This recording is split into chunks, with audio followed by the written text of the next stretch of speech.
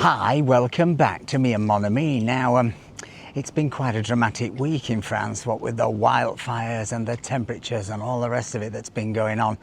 And quite a few of you have contacted us to say, well, what's happening in Villefranche, Nice, what's happening on the coastline, what do you think is going to happen in the coming month? So in this video, we're going to try and make sense of everything and at the same time, show you what is happening in Villefranche as we walk through the village.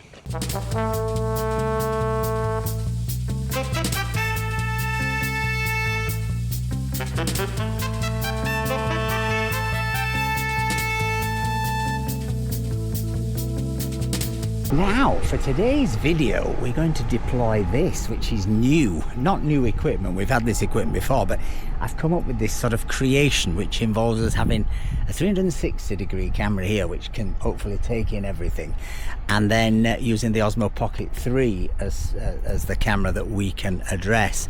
So hopefully at the same time as we're banging on and telling you that the world's about to end and plague and pestilence is coming, you'll be able to see for yourselves what it actually looks like in Villefranche, and you'll be able to go, oh, that Tim, he's getting melodramatic about all this weather again. So anyway, let's see how this new system works. So you might remember about a month ago we did a video about I think we were on the third heat wave then by that point, weren't we? And I was saying it was sort of gearing up to be potentially the most brutal summer in French history. Well, I don't think even my pessimism could quite have seen what was coming in terms of the fires. I mean, near to here, we've had fires in the Var, which is about how far away, Mr. Boo? About 100 kilometres. 100 kilometres. So, you know, what we've been getting here is really only the smoke and occasionally the Canadair jets coming to pick up water. But we've also, I suspect, been getting the smoke from across the massive fire which is still raging down in Bordeaux. Now, as of today, which is what, Wednesday? Wednesday 29th. Wednesday 29th of July, they seem to have got, to some extent, this thing under control. But the bad news is that you can probably see the heat wave has come in again. We're already up to 32 here, round in Bordeaux. They're talking about 100 degrees Fahrenheit. We're about 88. And sadly, alongside that, they're also, of course, forecasting 40 km/h winds, hot winds. My personal guess is that I think they will be fine to secure Bordeaux itself, but that they have a long struggle with the fires. And you know, the authorities have more or less said that this will take weeks, if not months, to fully extinguish. But that doesn't mean it's going to be in a sort of emergency situation for weeks and months. It's just going to be an ongoing battle for the poor old firefighters who are doing the job. So thus far, we have got away with it. I mean, we're surrounded by plenty of vegetation. There is the country park, Montalban, just up there. Right behind us. Which they've done a really good job of strimming every bit of the side of the road all the way up and all the way around the top in an attempt to, I mean, we see something they do really every year to try and prevent forest fires, because that park, I mean, if it were to catch hold, would be catastrophic, because it goes right down into Nice and it comes right down into Villefranche this side. Similarly, if you look over there towards Cap Ferrat, not Cap Ferret. Not Cap Ferret. Many people have messaged us, bless you. And it's understandable how you'd mix it up and thought, God, when there was this terrible fire in Cap Ferret, that it was actually Cap Ferrat. But actually, it's a scenario that's not dissimilar, because it's a peninsula with one road in, one road out, which is exactly what Cap Ferrat is. And Cap Ferrat, again, you can see over there, has got tons of vegetation, tons of houses and villas and all the rest of it underneath. So again, everybody is I think, on slightly on tenterhooks about all that. The fire brigade are doing again what they do peak sort of fire season up at Montalban. They've got the fire trucks there. Yeah, but there is a big increased presence, isn't there? Yeah, I mean, every day when we go out, you keep seeing the little fire sapeur-pompier trucks, don't you? which is great. I mean, that's exactly what you want to be happening. And by and large, I think people are sort of adhering to the rules of absolutely no smoking in the country park up there, although I've seen the odd guy playing bools and smoking under his hand. But the police every year go up there and try and clamp down on it, quite rightly, because as we've discovered in Bordeaux, one cigarette can be absolutely catastrophic and cause untold damage and destruction. Now, in terms of the effect of the fires down here, as I say, the only thing really we have suffered from is bad air quality. Yes. And I mean, even today, I think you can still see smoke hanging over Carpuride. Now, some of that could be just regular pollution, but I think some of that is smoke, isn't it? Look at it. And in terms of the heat down here, we are, as I say, back into, I'm afraid, heat wave conditions. I do realise that you'll be missing Twiggy, but it's not fair to put her through that walk was in the midday sun. So here she is, just as I'm relaxing after the filming. She's keeping me awake, aren't you, Twigs? So get your gun out, Mr. Booth, see what the temperature is. 116 degrees Fahrenheit. On this wall? This wall. I don't know how hot it needs to be to fry an egg. On the floor? 118. 118. What about the railings? Go for this railing here. See what the railing is. Ooh. 114. 114. And can you get an air temperature just sort of? 110. Right, that's probably bouncing off that wall. It's never 110 in the air, is it? 79. That makes more sense. That feels a bit low. I would say we're about 88, something like that. And in terms of ability of you to do things, well, I've done quite a few panda tours the last 2 weeks, and so I'm going to tell you what people have said to me rather than give you my opinion, because everybody's tolerance of the heat is different. But I think to a man and woman, every single person has said that because they've been wanting to see stuff and get around and go to Antibes and go to Monaco and all the rest of it, it is very, very difficult. They've done it, but they've all said it's made us feel a bit gippy. And to be honest, they've all said next year will come, but I think we'll come in September, October. Yeah. This thing I talked about a month ago of a potential shift in customer behaviour is very real. I think anybody who's been here in this heat this summer would be very reluctant to book for exactly those weeks again next week, because if you're doing nothing and laying on the beach, it might be okay, but it is again super boiling.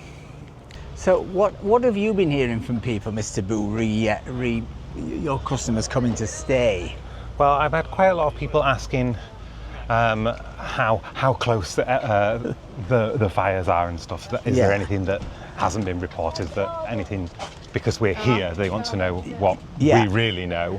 I mean, there is nothing, as far as we know, that is very close here at all. No. I mean, every year you will get something. There's always, and sometimes quite a big thing, but obviously nothing on the scale of Bordeaux, which is quite simply the biggest fire in French history. I mean, it has the fire, or this fire season is the highest it has ever been. It's a very significant moment.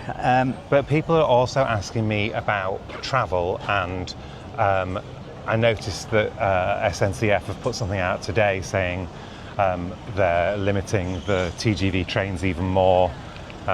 So people who are not necessarily coming from the UK or the even from Paris and things, but people who are over towards Bordeaux probably won't be able to come because the trains around there are severely disrupted.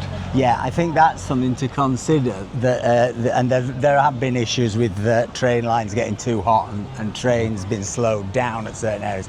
So I think you're probably prepared. You have to be prepared if you're coming down from Paris for potential delays, don't you? Or maybe even some cancellations. And we have friends over in Toulouse who are supposed to be driving back, and of course their routes have all been changed because of the roads, because certain roads are closed. Rerouting has to be done. Yeah. So there's a knock-on in that sense, isn't there? And in terms of the forecasts going forward, as I said, this latest heat wave has just started. I know in Britain they were saying it may only be a couple of days. I don't think there's any sort of short projection here. No. But the major thing I keep trying to communicate here is the thing to consider is, you know, 32 is a hot day, but it's not 37, it's not 39 like round in Bordeaux. It is livable with. However, we are still in a situation, as I was saying in last week's video, where we've not had anything except tropical nights for, I've just lost count. I mean, it must be 40, 45 days.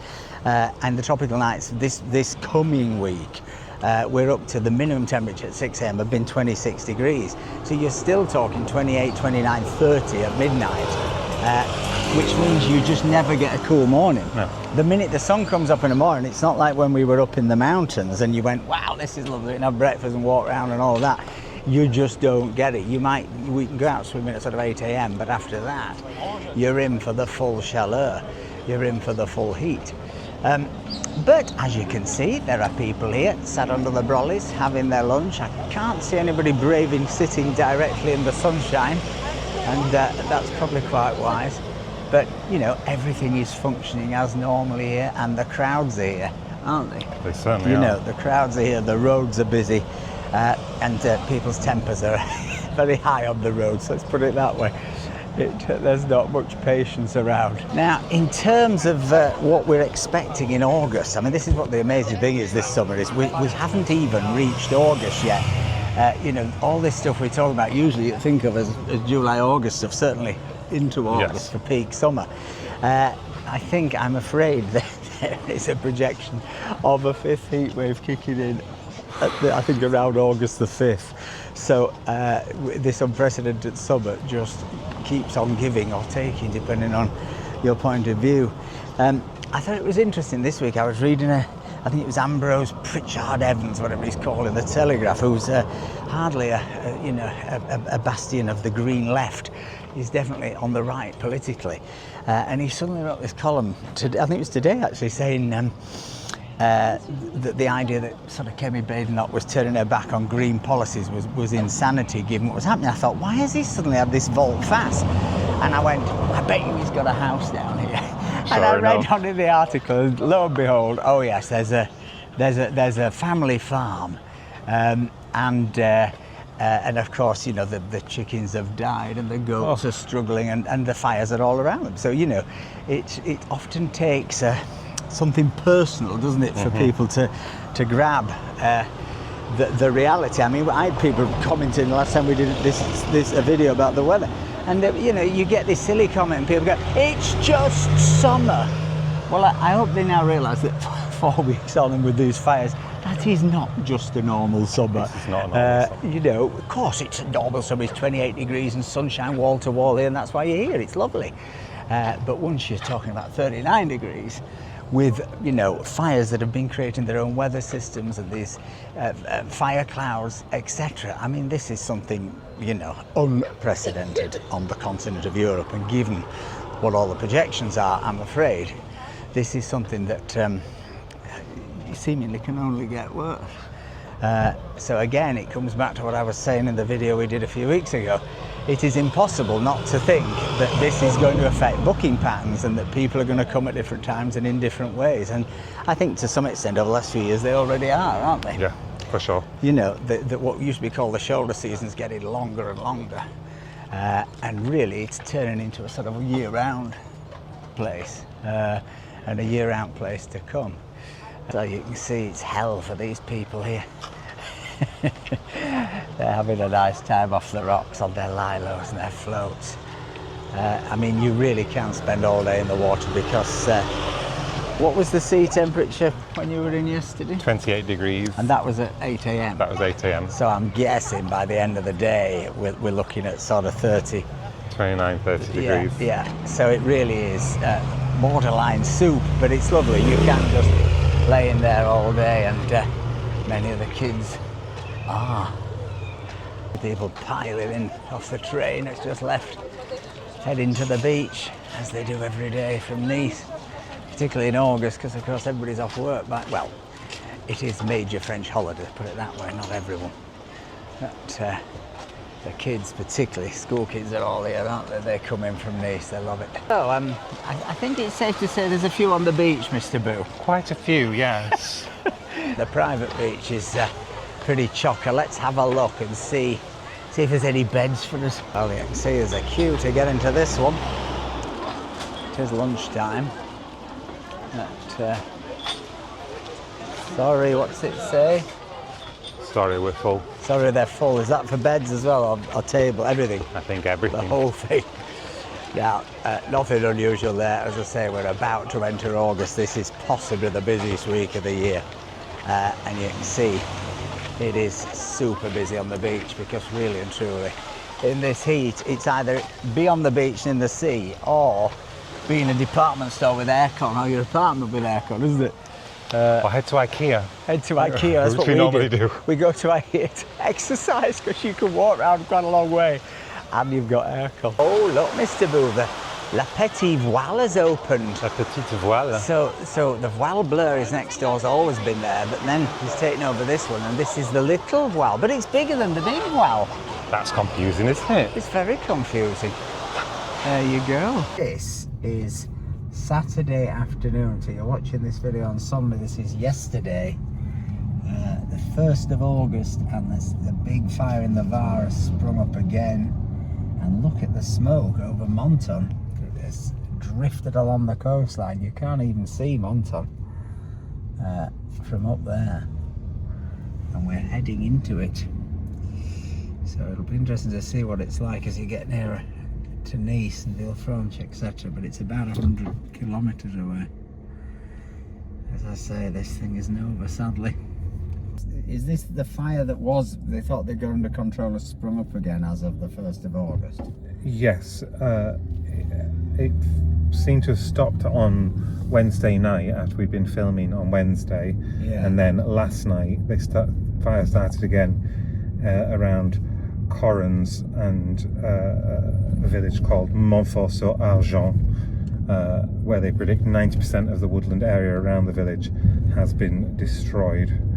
And then in Correns, they've been told to evacuate, turn off your gas, unplug your gas canisters, and leave your gates open so that the pompiers can get to you if your house catches fire.